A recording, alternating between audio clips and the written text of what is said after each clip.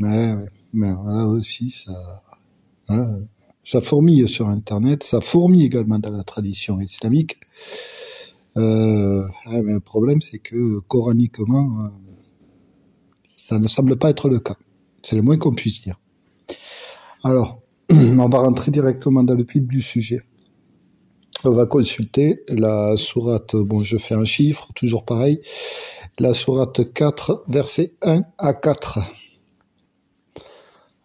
Voilà, ça c'est encore une fois la démonstration qu'il faut être minimum plongé dans la lecture et pas lire comme avait dit Ahmed Didat, ne pas lire comme un automate. Mais on va lire la même chose, vous allez voir. Et bien évidemment, vous le regarderez en arabe si vous êtes lecteur arabe. Et ça correspond. Hein. Donc on va commencer bien évidemment avec le verset 1. Ça c'est le passage polémique qu'on retrouve sur Internet, qui justifierait de la polygamie.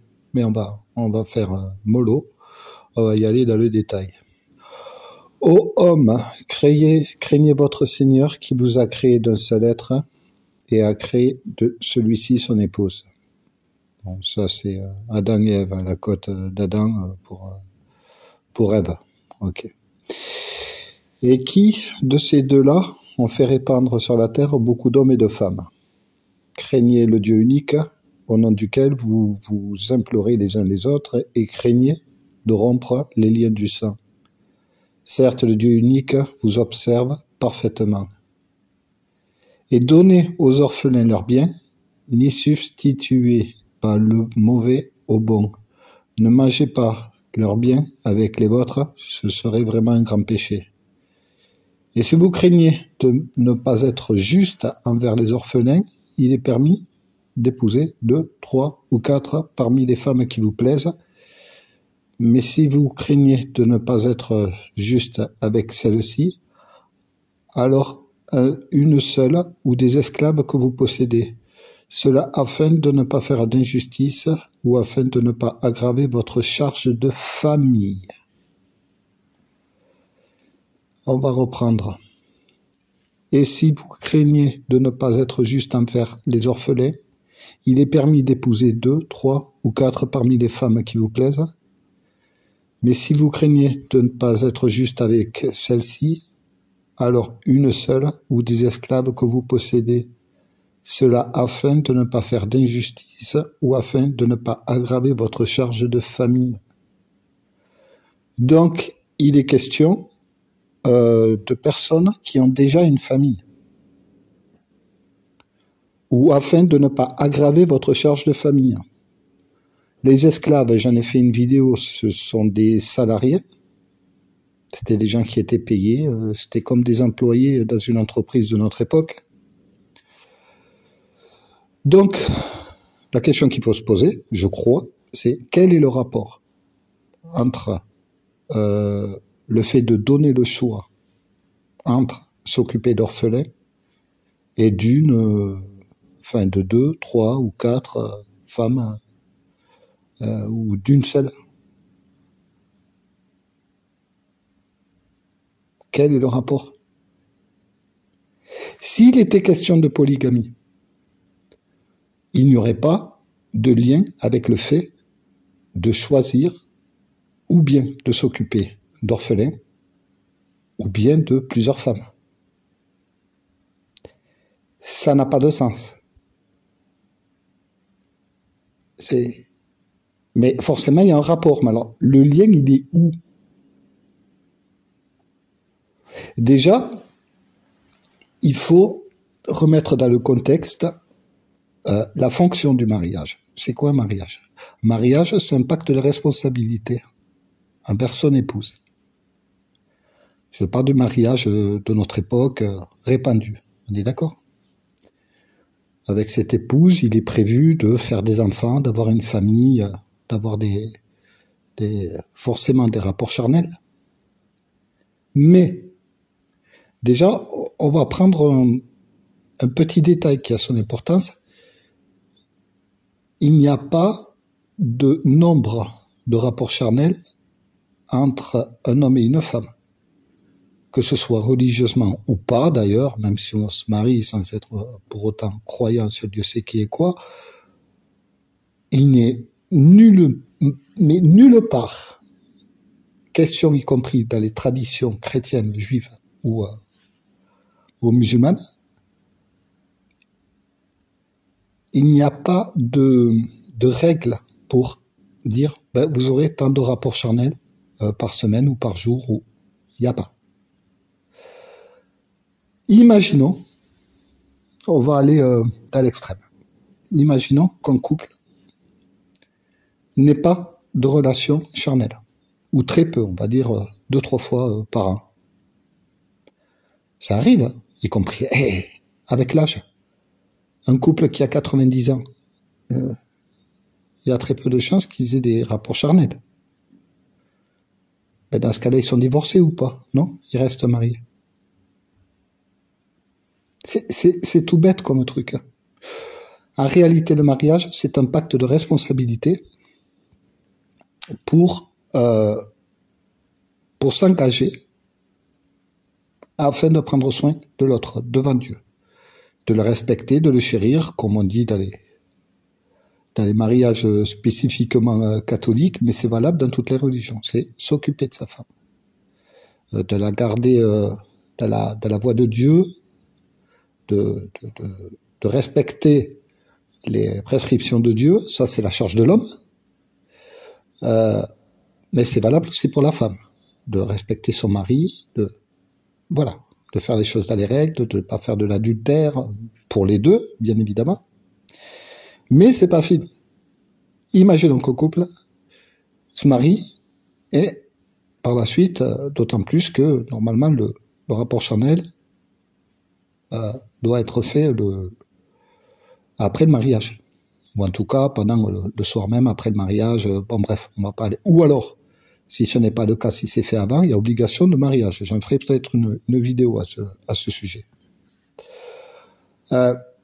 Donc imaginons que l'un des deux soit stérile, il n'ait pas d'enfant.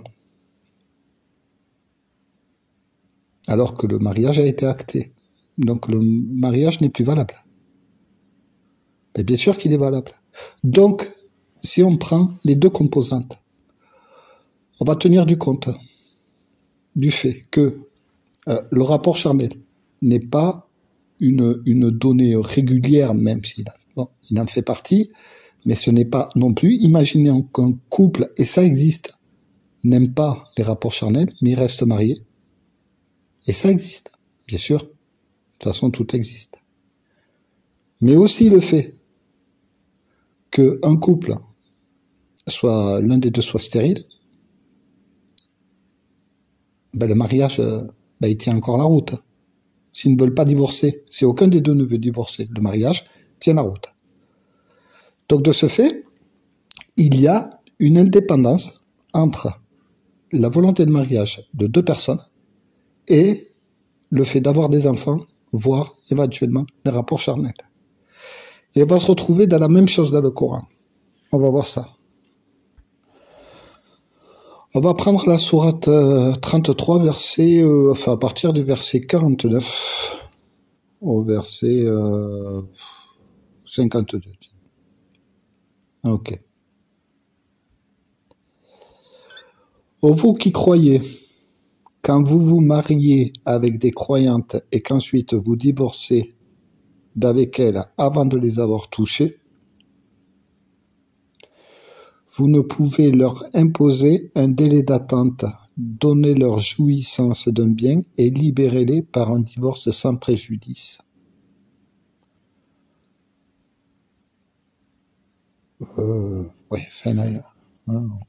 Rien que là, mais j'en ai déjà parlé dans une autre vidéo, au sujet de... ça c'est la vidéo qui parle de la soi-disant autorisation du Coran pour se marier avec des enfants. Voilà, elle est sur la chaîne, vous jetterez un œil. On peut mettre un rapport direct, c'est-à-dire que les femmes n'ont aucune obligation de rester avec leur mari, d'être... non. On le voit là aussi, par exemple, mais on va continuer. Verset 50. Ô prophète, nous t'avons rendu licite tes épouses à qui tu as donné leur dot, ce que tu as possédé légalement parmi les esclaves, donc c'était les salariés, c'était les employés, que le Dieu unique t'a destiné les filles de ton oncle paternel, les filles de tes tantes paternelles, les filles de ton oncle maternel et les filles de tes tantes maternelles, celles qui avaient émigré en ta compagnie.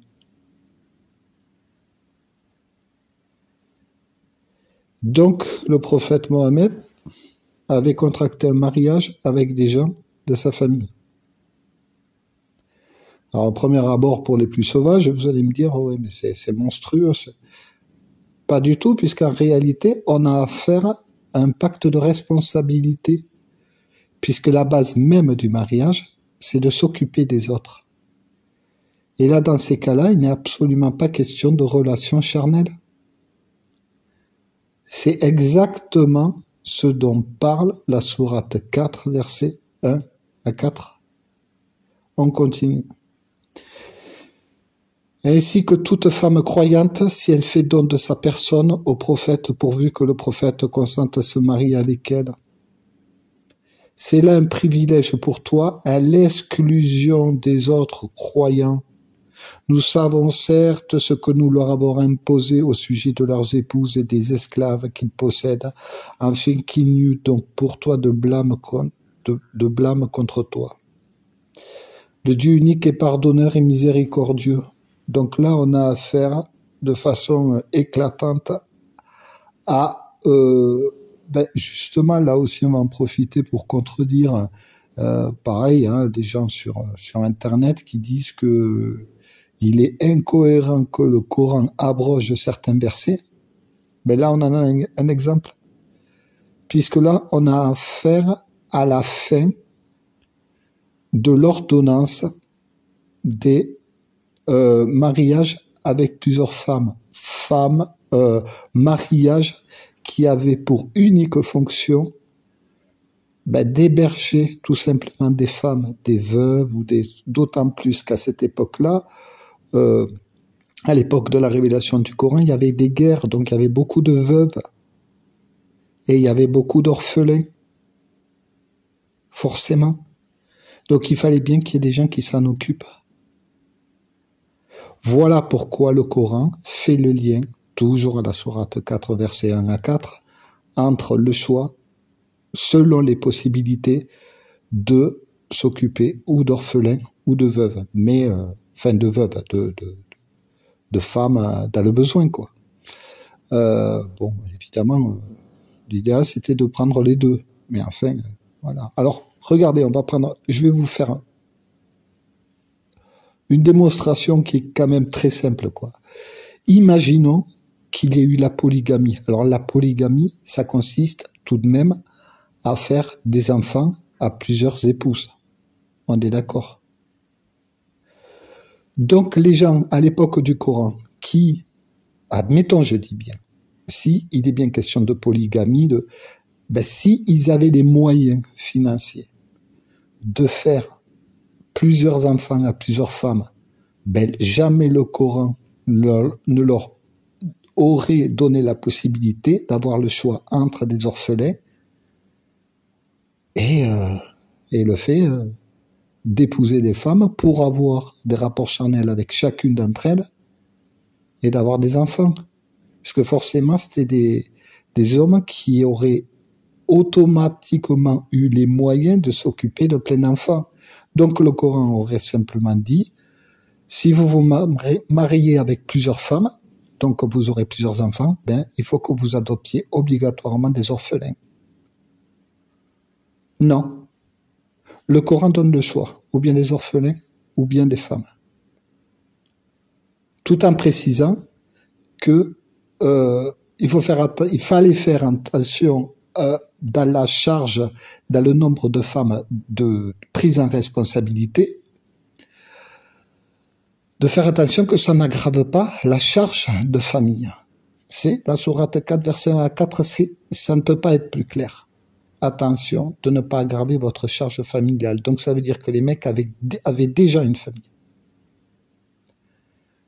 Donc par élimination, parce que moi, je suis j'ai une méthodologie qui consiste à l'élimination des possibilités.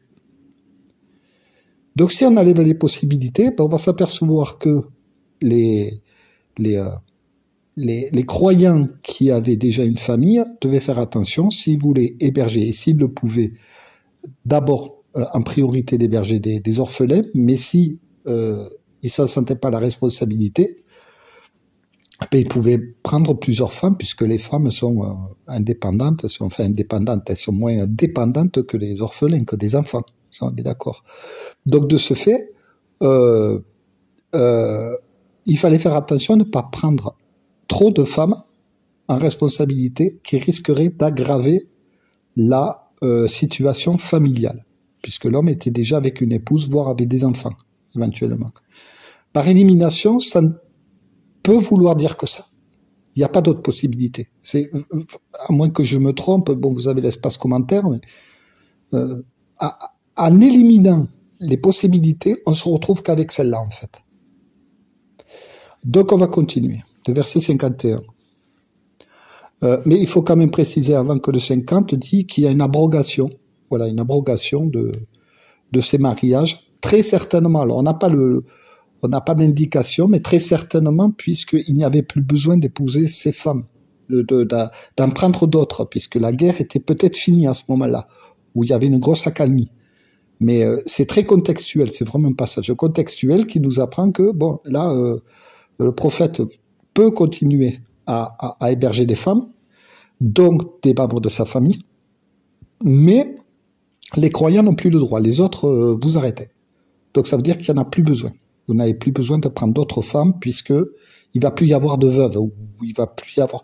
C'est une grosse possibilité, du moins. Voilà, mais en tout cas, il y a une abrogation. On va continuer avec le verset 51. Tu fais attendre qui tu veux d'entre elles, donc le prophète Mohammed, tu fais attendre qui tu veux d'entre elles, et tu héberges chez toi qui tu veux.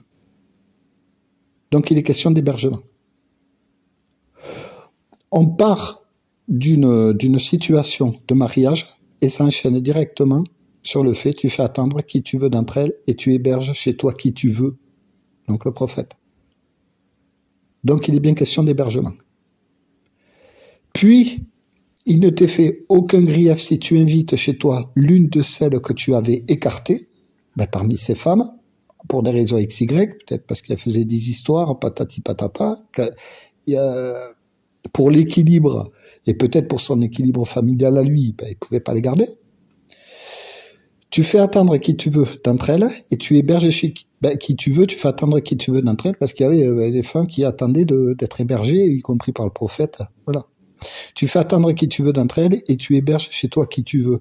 Puis, il ne t'est fait aucun grief si tu invites chez toi l'une de celles que tu avais écartées. Voilà ce qui est le plus propre à les réjouir, et à leur éviter tout chagrin, et à leur faire accepter de bon cœur ce que tu leur as donné à toutes. Le Dieu unique, c'est cependant ce qui est en vos cœurs, et le Dieu unique est omniscient et indulgent. Donc, ça peut pas être plus clair, il s'agissait de mariage à des fins d'hébergement et pas d'orgie. Ceci dit, mais je ne vais pas aller trop loin non plus,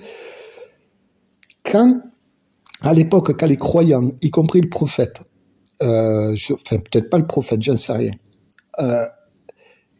quand ils étaient célibataires et qu'ils hébergeaient des femmes, comme ils étaient déjà mariés, donc sous le pacte de responsabilité, ben, ils étaient forcément, voire même des employés, ils pouvaient épouser des employés, les prendre en responsabilité si elles n'avaient pas de, je sais pas de logement, tout ça. C'est vraiment dans un contexte très humain, quoi. C'est ces choses y compris qu'on peut rencontrer, quoique dans un degré moindre à notre époque, mais en particulier au Moyen-Orient à cette époque-là, c'est pas ça qui manquait, ça va de soi, quoi. Forcément, il y avait des rapprochements, et comme ils étaient déjà mariés, ben, un croyant pouvait très bien, voilà, avoir des rapports avec l'une de ces femmes et se mettre en couple. Ce qui va de soi, c'est logique. Ils étaient déjà mariés. De ce fait, Dieu, il y a de fortes chances pour que Dieu a permis ces mariages, en plus, pour éviter la fornication hors mariage. En fait, tout est magnifiquement réglé, quoi. Enfin, c'est nickel, quoi. C'est-à-dire que, comme Dieu avait donné la prescription et pas l'obligation d'héberger les femmes dans le besoin, donc forcément, il se dit, ben, un homme est un homme. Si c'est moi, si c'est lui, Dieu, moi, je vais dire moi, si c'est moi, Dieu, qui leur ai donné justement cette ordonnance, enfin, ou plutôt la prescription d'épouser plusieurs femmes qui étaient dans le besoin, et comme ce sont des hommes, ben, dans le tas, il va y en avoir un ou deux qui va fléchir, et elles aussi, ils vont être attirés, et ils vont peut-être un de ces soirs se retrouver dans le même lit, quoi. Mais ils seront déjà mariés, à condition qu'ils deviennent un couple.